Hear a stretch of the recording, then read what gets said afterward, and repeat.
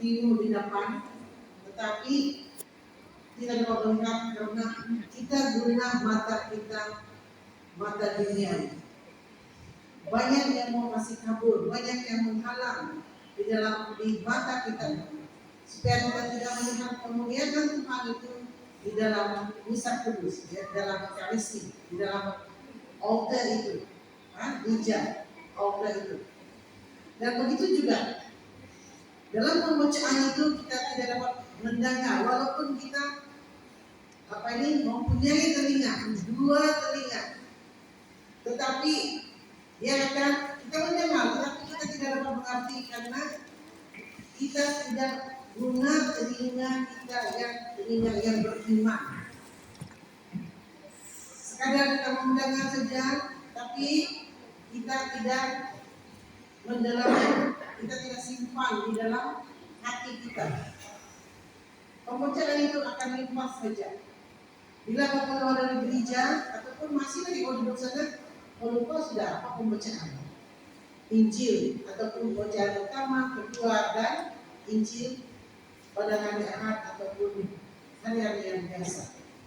Nah, dalam Misa Kudus itu sebabnya kita harus datang awal menghadiri Misa Kudus, bukan pertengahan Misa Kudus. Kita harus ikut dari mula, yaitu buat tanda salib. Ada yang banyak kali buat tanda salib. Dia masuk gereja, dia ada holy water di sini. Tiada. Sejak itu apa? Sejak COVID, tiada. Cuma ada gereja pun tiada. Dulu kita gunakan kalau kita masuk, kita gunakan jari kita, bukan 5 jari ya, hanya 3 jari sahaja. Kita ambil holy water atau berkat dan kita berkat diri kita sendiri. Dan ada yang bila kita mau dari jadi dalam bahasa berkobrol, kita berlutut dengan menggunakan satu lutut saja. Kita buat tanda salib lagi. Duduk. Dan bila kita mau berlutut berdua, buat tanda salib lagi. Berapa kali sudah? 3 kali. Hanya bila kau masuk gereja, kalau ada air berkat atau holy water, kita buat tanda salib. Oke, jangan buat tanda salib 10 kali. Ya, mau berlutut pun mau mula berdoa pun tanda salib. Cukup bagi tanda salib. Yang baru mau masuk dalam gereja, kau buat tanda salib. Oke? Nah, dalam penggunaan misa adakan buat tanda salib yang adakan memberkati kita. Jangan ikut pada yang mau begini juga. Hanya pada beli memberkati kita. Kita tidak boleh ikut pada memberkati. Kita berkat dengan diri kita dalam atas nama Bapa, Putra dan Roh Kudus. Dan bagaimana cara kita buat tanda salib? Jangan buat tanda salib yang malu-malu, malu kucing, yang sini saja, di bawah. Buatlah tanda salib yang atas nama Bapa, Putra. Nah, kalau itu betul sini, bukan sini. Ini sini. Karena sini Yesus, ini rahim. Dan ini adalah Yesus. Yesus di dalam rahim Bunda Maria. Jadi atas nama Bapa, Putra, Roh Kudus. Ada yang atas nama Bapa, Putra dan Roh Kudus. Sini sudah tuh Roh Kudus. Putra di sini, Bapa sini. Itu salah. Dan ada yang buat tanda salib kalau begini kadai. Pernah saya tidak tahu lah di Brunei. Ada yang semua gatal. Kiri kanan gatal. Ini arah pun gatal. Jadi begini betul. Ataupun dia timbul dulu.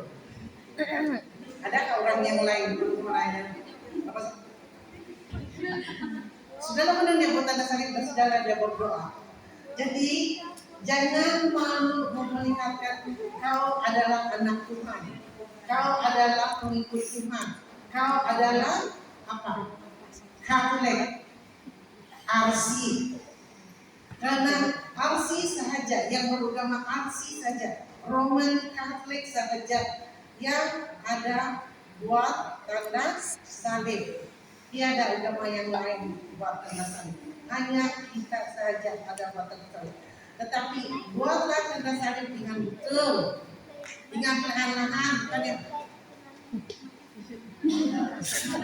Ya, ini kena. Tidak ada main lucu-lucu kan? Jadi buat tanda salib dengan betul atas nama Bapa. Anak-anak, coba buat tanda salib. Buat tanda salib. Pandai? Nah. Ini bukan lima. Maria. Oke, buat tanda salib dengan baik. Ajarlah anak-anak kamu buat tanda salib dengan penuh dengan hormat. Karena bila kita buat tanda salib, kita menghormati tiga persona, yaitu Tritunggal, Bapa, Putra, dan Roh Kudus. Nah sudah itu kita buat tanda salib, kita pada memberkati kita begitu. Sudah itu kita akan berdoa, Tuhan kasihanilah kami atau Kristus kami dan doa apa itu?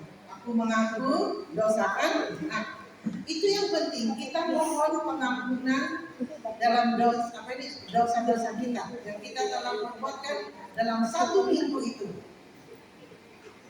Sudah itu barulah kita akan pergi. Aku percaya. Kita mengakui kepercayaan kita itu kepada Allah Roh Kudus. Oke? Dan di sana kamu mesti menghadiri di sana itu. Jangan yang sudah doa aku mengaku baru kamu datang. Ataupun ada orang yang sudah pembacaan baru dia datang. Sekiranya ada di antara kamu yang mungkin jauh ada sebab-sebabnya terlambat datang. Kalau mau ikut betul, kita tidak boleh pergi menyambut. Kita tidak boleh menyambut kalau kita tidak ikut misa kudus dari permulaan. Kalau kita datang pertengahan, sudah pembacaan pertama, kedua, dan ketiga, kita tidak boleh pergi menyambut. Itu artinya tidak menghadiri misa kudus dengan sekolah ini. Dan kita tidak boleh mengatakan kalau datangnya ada menghadiri misa kudus, dan setiap minggu saya menghadiri misa kudus. Tapi kalau kamu selalu datang selepas pembacaan, itu bukan kamu mengikuti, tidak, kamu tiada mengikuti misa kudus itu karena kamu tidak mendengar pembacaan pertama, kedua, dan Injil, dan kamu tidak ikut dari permulaan, yaitu aku mengaku dan pembacaan. Itu bahagian pertama. Bagian kedua ialah persembahan. Jadi ingat itu, kamu mesti menghadiri misa kudus. Kalau boleh datanglah awal. Sediakanlah diri kamu untuk menghadiri misa kudus. Bukan yang saya tidak tahu lagi. Ada orang yang tiada cerita dan dia ikut kawan. Kalau kawan lambat dia pun lambat. Jadi susah juga mau cakap yang orang tidak boleh pergi menyambut, kan? Karena ada sebab-sebab, kecuali sebab itu betul-betul kita tidak boleh elakkan. Tapi kalau bilang nanti pas pergi misa kudus belum lagi kembali. Tahu sekali yang tinggal dekat gereja, nanti 5 menit lagi baru saya mau berlari mau pergi menghadiri misa kudus. Bila sampai sini jam, jadi tidak sampai. Kan? Nah, bahagian kedua ialah apa? Konsekrasi. Konsekrasi. Yang pada angkat itu mula dari persembahan, collection ataupun pungutan. Saya tidak tahu apa dipanggil di sini. Kalau di Sabah collection atau apa ini love offering, ada yang mengatakan love offering, yang ada pungutan kan? Pemungutan Sama juga. Nah, pemungutan berapa? ya. Jadi kamu memberi, ada yang mau menghilangkan, dia pura-pura mau pergi keluar. Semasa mula apa itu log offering atau pungutan berduyun-duyun itu apa umat ataupun terutama sekali itu orang muda, anak muda akan keluar. Kalau kamu tidak mau kasih, kalau kamu tidak mau ada log offering kamu, kalau kamu tidak kasih collection, tiada sana. Tuhan tidak memukul kau kalau kau bilang, kau tidak mau kasih duit kau. Tidak, Tuhan tidak akan buat begitu. Jadi tidak payah kau keluar untuk menghilangkan kau kena pungut duit. Kalau kau kasih 5 sen itu sudah besar di mata Tuhan. Ingat dalam pembacaan Injil seorang wanita berapa dia kasih? Kalau mau ikut mungkin 5 sen saja atau 1 sen. Daripada yang dia kasih jatuh dia punya duit, dia kasih yang 100. Tapi cara dia kasih masuk bagaimana? Yang kasih bingung orang lain, yang dia telah memberi love offering itu, pungutan itu sebanyak 100. Tapi hanya dia mau supaya orang dapat melihat. Jadi jangan malu. Kalau kau tidak dapat kasih, tidak apa. Jangan susah hati, jangan malu, dan jangan mengelakkan. Lepas itu kamu keluar. Ada di satu gereja yang saya pernah bertugas, mula saja pungutan banyaklah orang mau keluar. Tapi bukan orang tua, orang muda, lelaki perempuan. Banyak orang keluar. Saya tidak tahu betul-betul dia pinjam kah atau tidak. Pada semasa saya di satu tempat itu, kami dibawa untuk membimbing LST, liturgi kanak-kanak. Jadi saya nampak bukan dia orang pergi toilet, dia orang duduk di sekeliling toilet. Jadi saya bilang, aku jaga di toilet, dia tidak mau lari. Saya bilang, kenapa kamu keluar? Dia sistem, atau benar dibuat merokok. Dia orang ambil kesempatan itu pergi merokok. Ada yang dia bilang, malu sister, dia ada duit. Bila itu, bag pasir atau pas itu mau apa? Dia orang tidak dapat kasih. Jangan malu, tapi jangan malu.